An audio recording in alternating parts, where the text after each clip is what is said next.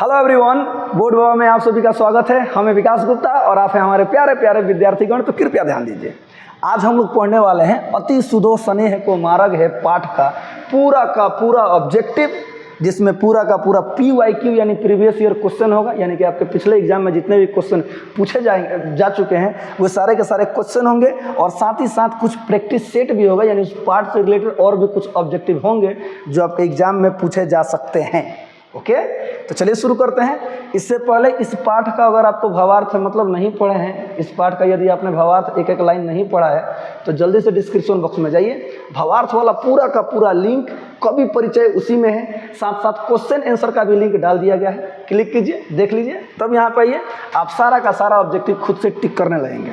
और यदि आपको पहले से ऑब्जेक्टिव मालूम है तो मेरे साथ आप भी टिक कीजिए। चलिए शुरू करते हैं एक एक ऑब्जेक्टिव। अति सुधो स्नेह को मार्ग है पाठ का, जो हमारे घनानंद जी के द्वारा रचित है। चलिए, हाँ, क्लाइमेक्स कोचिंग सेंटर, जैसा कि आप लोग जानते हैं, ऑफलाइन क्लासेस चलता है आपका, हमारा सबका, और ऑनलाइन की दुनिया में बोर्ड बाबा के नाम से जुड़े हैं आप हमसे, और जुड़े रहिए, हंसते रहिए, मुस्कुराते रहिए। आइए शुरू करते हैं। पहला क्वेश्चन है, कवि घनानंद का जन्म किस वर्ष हुआ था? कवि घनानंद का जन्म किस वर्ष हुआ था? किस वर्ष हुआ था बताइए। चलिए याद रखिएगा, 1689 ईस्वी में हुआ था। कब हुआ था बाबू?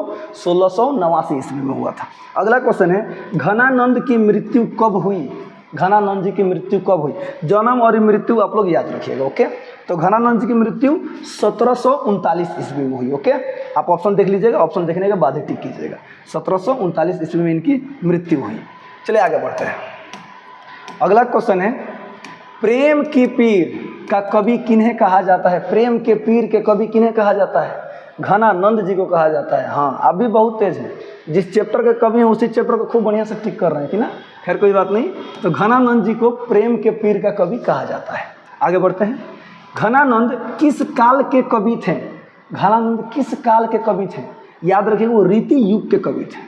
किस काल के थे? रीति युग के कवि थे। ओके, अगला है, घनानंद किस भाषा के कवि थे? बाबू याद करिए, बहुत इंपॉर्टेंट क्वेश्चन है। ब्रज भाषा। कौन सा भाषा? ब्रज भाषा। ब्रज भाषा के कवि थे। अगला क्वेश्चन है, कवि ने स्नेह के मार्ग को कैसे बताया है? कवि ने स्नेह के मार्ग को कैसे बताया है बताइए तो। सीधा, टेढ़ा, पेचीदा या दुर्लभ? बिल्कुल सीधा बताया है। प्रेम का मार्ग बिल्कुल सीधा और सरल है। पाठ के भावार्थ में एक एक लाइन ये सब चीज़ आप लोगों को पढ़ा दिया गया है। चलिए आगे बढ़ते हैं। अगला क्वेश्चन है, सज्जन, सज्जन व्यक्ति जो होते हैं ना, जी हाँ, सज्जन अपना शरीर किसके लिए धारण करते हैं? सज्जन अपना शरीर किसके लिए धारण करते हैं? दूसरों के भलाई के लिए धारण करते हैं। तो देखिए, दूसरों के हित के लिए, हित का मतलब भलाई होता है, दूसरों के हित के लिए धारण करते हैं। आगे बढ़ते हैं। कवि ने जीवनदायक किसे कहा है? जीवनदायक किसे कहा है?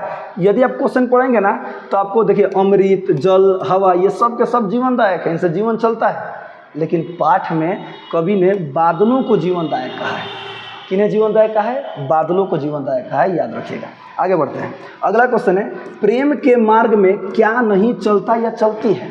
क्या नहीं चलता या चलती है? बाबू, चतुराई कभी भी नहीं चलती है। यानी कि प्रेम के मार्ग में झूठापन नहीं चलता है, चतुराई नहीं चलती है।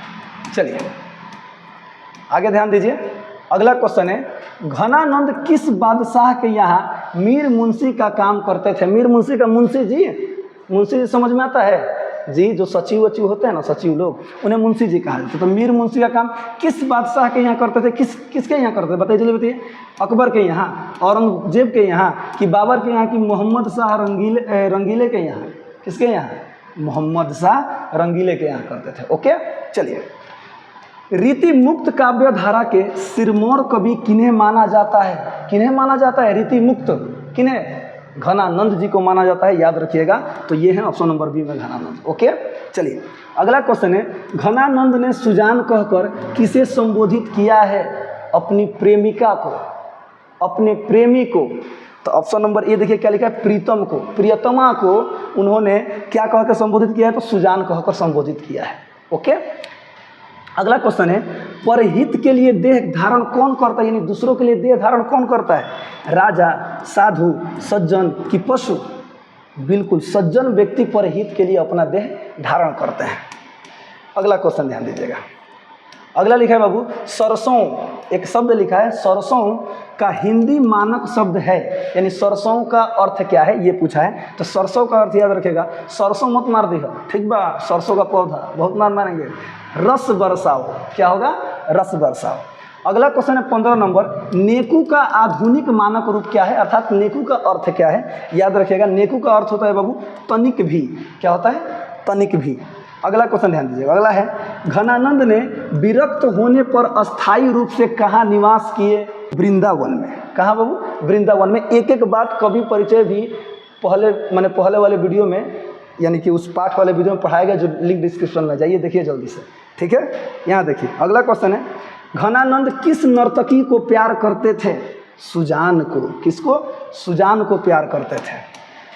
आगे बढ़ते हैं, अगला क्वेश्चन है घनानंद रीति युगीन काव्य में डैश डैश डैश काव्य धारा के सिरमौर कवि हैं, किस रीति मुक्त काव्य धारा के कवि हैं, याद रखिएगा। अगला है सुजान सागर के रचनाकार कौन है, हाँ घनानंद जी का चैप्टर है, घनानंद जी को टिक कर दीजिए, बहुत तेज हैं आप लोग।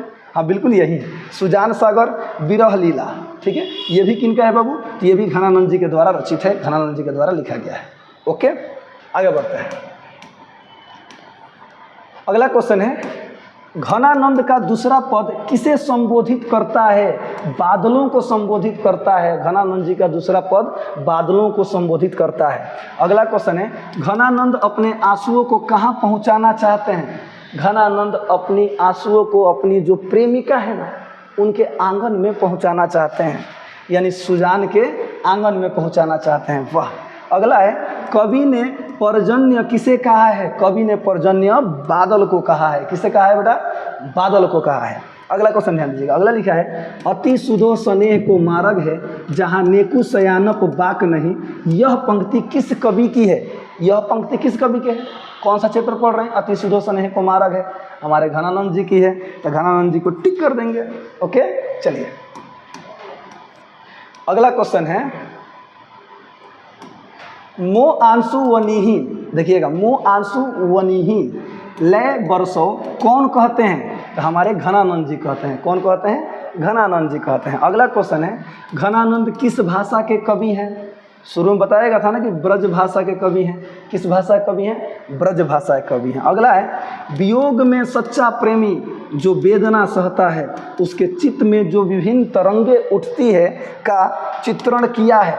किन्होंने किया है, किन्होंने, घनानंद जी ने किया है। यानी एक प्रेमी के अंदर जो मतलब दुख कष्ट जो दिखाई देता है ना, जब उसकी प्रेमिका छोड़कर चली जाती है, इसके बारे में किन्होंने बताया, घनानंद जी ने बताया है। आगे देखिएगा, अगला है सुजान सागर किन की रचना है, हाँ वही भाई घनानंद जी की है। कवि अपने आंसुओं को कहाँ पहुँचाना चाहता है, कहाँ, सुजान के दिल में, सुजान के आंगन में, कि सुजान का हथेली पर, कि इनमें से सभी, सुजान के आंगन में पहुंचाना चाहते हैं। कौन, घनानंद जी अपने आंसुओं को। तो वही ना बादल से कहते हैं कि मेरे आंसू बन कर जाकर उनके अंगना में बरस जाओ। वाह। अगला देखिए, अगला क्वेश्चन है अति सुधो स्नेह को मार्ग, अति सुधो स्नेह को मार्ग है छंद के रचनाकार कौन है, कौन है बाबू, घनानंद जी हैं। कौन है, घनानंद जी हैं। अगला क्वेश्चन है निस्वार्थ भाव से निश्चल होकर अपने को समर्पित कर देता है, किसका कथन है, घनानंद जी का कथन है। अगला क्वेश्चन है घनानंद के अनुसार प्रेम का मार्ग कैसा होता है, कैसा होता है, मैंने बोला था ना सीधा और सरल होता है, तो ऑप्शन नंबर ए सीधा और सरल होता है। अगला क्वेश्चन ध्यान दीजिएगा, अगला क्वेश्चन है कौन प्रेम कर सकते हैं, कौन व्यक्ति इस पृथ्वी पर कौन प्रेम कर सकते हैं, छली और कपटी, निश्चल और निष्कपट, कि ए और बी है दोनों, कि इनमें से कोई नहीं। बाबू जो निश्चल होते हैं और जो निष्कपट होते हैं वही प्रेम कर सकते हैं, जिनके हृदय में पाप नहीं होता है, जो सच्चे प्रेमी होते हैं वही प्रेम कर सकते हैं। अगला देखिएगा घनानंद रचित अत्यंत प्रसिद्ध क्या है, उनकी सवैया है।